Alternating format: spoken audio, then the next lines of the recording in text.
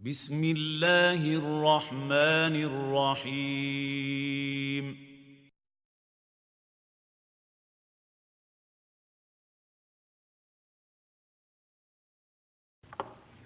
السلام علیکم ورحمۃ اللہ وبرکاتہ۔ فضیلت الشیخ محمد بن جمیل زینو رحمۃ اللہ علیہ کی مشہور و معروف کتاب توجیہات اسلامیہ کے اردو ترجمے کا 35واں درس، جس کا عنوان ہے اپنے بچوں کو گناہوں سے ڈرائیں، سماعت فرمائیں۔ محترم سامعین اکرام، اپنے بچوں کو جھوٹ، گالی گلوچ، لعن طعن اور بیہودہ کلام سے بچائیں،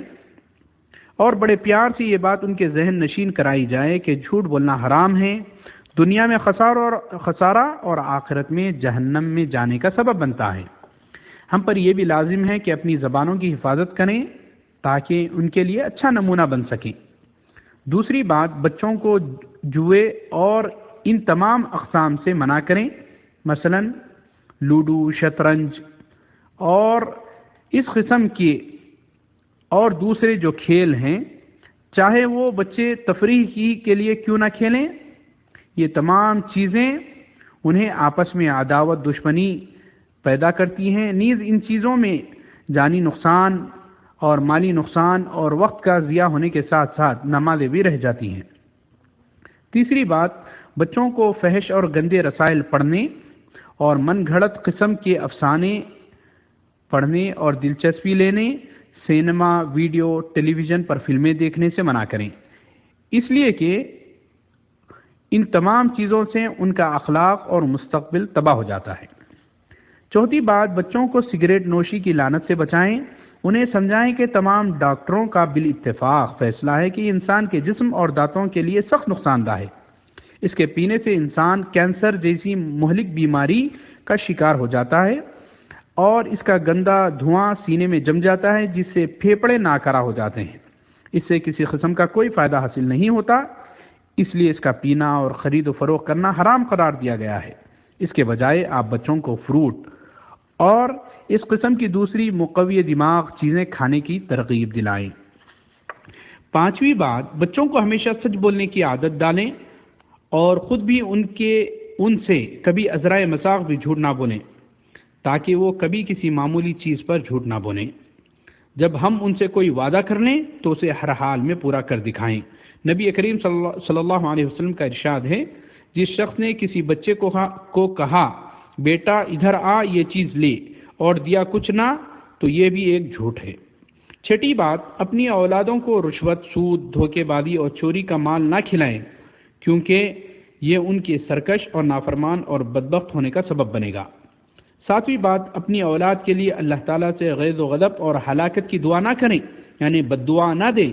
اسی لیے کہ کسی بھی وقت ہر اچھی بری دعا قبول ہو جاتی ہے جو اولاد کی گمراہی کا سبب بن جاتی ہے۔ اس لیے بہتر یہی ہے کہ ہم اپنے بچوں سے جب بھی ناراض بھی ہوں تو آپ کہیں ہداک اللہ، اصلحک اللہ، ارشدک اللہ، اس قسم کے الفاظ ادا کریں کہ اللہ تجھے ہدایت دے، اللہ تجھے نیک بنائے، اللہ تیری رہنمائی کرے۔ آٹھویں بات،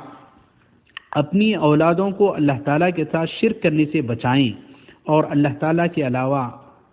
مردہ لوگوں سے دعائیں مانگنا اور مدد طلب کرنا یہ بھی شرک ہے، کیونکہ وہ صرف بندے ہیں جو نہ نفع پہنچا سکتے ہیں نہ نقصان پہنچا سکتے ہیں، جیسا کہ اللہ رب العالمین کا ارشاد ہے، وَلَا تَدْعُوا مِن دُونِ اللَّهِ مَا لَا يَنفَعُكَ وَلَا يَضُرُّكَ فَإِن فَعَلْتَ فَإِنَّكَ إِذًا مِّنَ الظَّالِمِينَ، اور اللہ کو چھوڑ کر کسی ایسی ہستی کو نہ پکارو جو تمہیں نہ فائدہ پہنچا سکتی ہے نہ نقصان، اگر تو ایسا کرے گا تو تو ظالموں میں سے ہوگا۔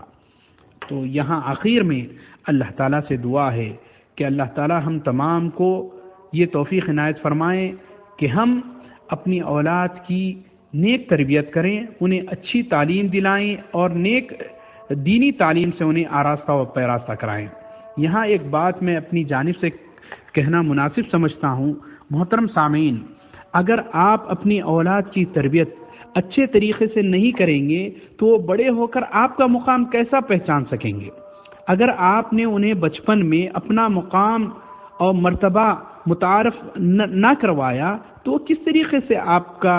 مرتبہ اور آپ کا مقام وہ بڑے ہو کر جان سکیں گے۔ والدین کے لیے، مربی کے لیے یہ ضروری ہے کہ وہ اپنے والدین کے اور اپنے بزرگوں کے ساتھ اچھا رویہ اختیار کریں، ان کی خدمت کریں، تاکہ بچے ان کو دیکھ کر جب آپ کا وقت آ جائے، آپ بوڑھے ہو جائیں، تو آپ کی اولاد، آپ کے زیر تربیت جو بچے ہیں وہ آپ کے ساتھ صحیح طور پر خدمت کر سکیں۔ یہ بڑا ہی ضروری ہے کہ ہم دیکھنے میں یہ آتا ہے اور سننے میں یہ آتا ہے کہ یہ میرا لڑکا بڑا ہی نافرمان ہے۔ کیا سوچنے کی بات ہے، کیا ہم نے اپنے بچے کی صحیح تربیت کی، دینی تربیت کی؟ کیا ہم نے اس کو والدین کا مقام بتایا؟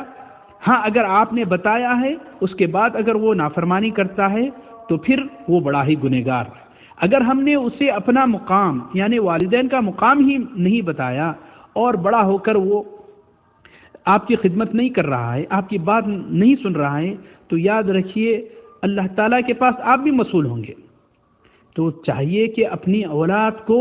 دنیاوی تعلیم سے زیادہ دینی تعلیم